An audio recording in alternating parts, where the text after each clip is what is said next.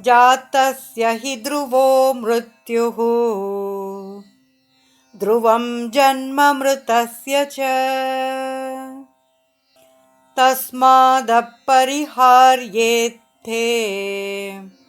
न त्वं शोचितुमर्हसि।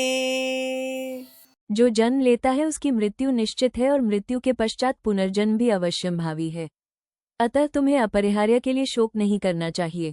अंग्रेजी भाषा में एक कहावत प्रचलित है कि एज श्योर एज डेथ, मृत्यु की भांति अटल। बेंजामिन फ्रैंकलिन ने कहा है, the only thing certain is death and taxes. जीवन में केवल मृत्यु और कर अपरिहार्य है। जीवन में सबसे सुनिश्चित तथ्य ये है कि एक दिन हमारी मृत्यु अवश्य होगी। मनोवैज्ञानिक मृत्यु के भय को जीवन का सबसे बड़ा भय सत्य बताते हैं। पतंजलि के योग दर्शन में भी अभिनिवेश या किसी भी स्थिति में जीवित रहने की स्वाभाविक इच्छा को लौकिक बुद्धि के लक्षण के रूप में चित्रित किया गया है, लेकिन जो जन्म लेता है उसकी मृत्यु भी अनिवार्य है, इसलिए जो अवश्यंभावी है उसके लिए शोक क्यों किया जाए।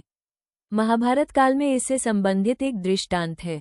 अपने निर्वासन काल के दौरान एक दिन वन में घूमते हुए पांडवों को प्यास लगी और वे एक कुएं के पास पहुंचे। तब युधिष्ठिर ने भीम को कुएं से जल निकालकर लाने को कहा।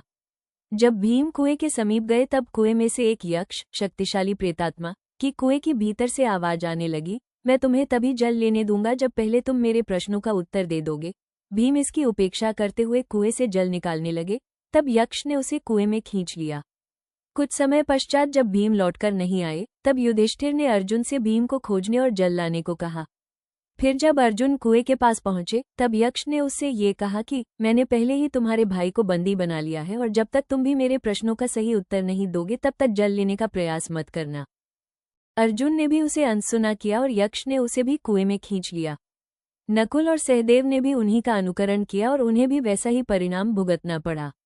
अंततः युधिष्ठिर स्वयं कुएं पर आए तब यक्ष ने पुनः उनसे कहा, यदि तुम इस कुएं का जल ग्रहण करना चाहते हो तो तुम्हें मेरे प्रश्नों का ठीक उत्तर देना होगा, अन्यथा मैं तुम्हें भी तुम्हारे भाइयों के समान कुएं में डाल दूंगा। युधिष्ठिर प्रश्नों का उत्तर देने के लिए सहमत हो गए। यक्ष वास्तव में स्वर्ग का देवता यमराज था जिसने भेष बदल रखा था। उसने युधिष्ठिर से 60 प्रश्न पूछे जिनका उन्होंने एकदम उपयुक्त उत्तर दिया, जिसमें से एक प्रश्न किम आश्चर्यम अर्थात आश्चर्य क्या है था, जिसका उत्तर युधिष्ठिर ने निम्न प्रकार से दिया, हन्यहनि भूतानि गच्छति हिमालयम शेषा स्थिरत्वम इच्छति किमाश्चर्यमतः परम। महाभारत। प्रतिक्षण लोग मृत्यु को प्राप्त हो रहे हैं और जो जीवित हैं वे इस सत्य को देख रहे हैं, परंतु वे यह नहीं सोचते कि एक दिन उन्हें भी मरना है। इससे अधिक और क्या आश्चर्य हो सकता है। श्री कृष्ण भी इस श्लोक में ये समझा रहे हैं कि एक दिन जीवन का अंत अपरिहार्य है, इसलिए बुद्धिमान व्यक्ति को इस अनिवार्य मृत्यु के लिए शोक नहीं करना चाहिए।